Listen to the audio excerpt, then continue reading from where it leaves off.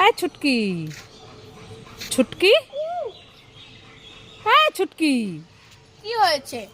আরে আমি না ওই টেবিলের ওপর আমের আচার এনে রেখেছিলাম খাবো বলে, কিন্তু এখন না খুঁজে পাচ্ছি না। তুই কি দেখেছিস? না মা, দেখিনি।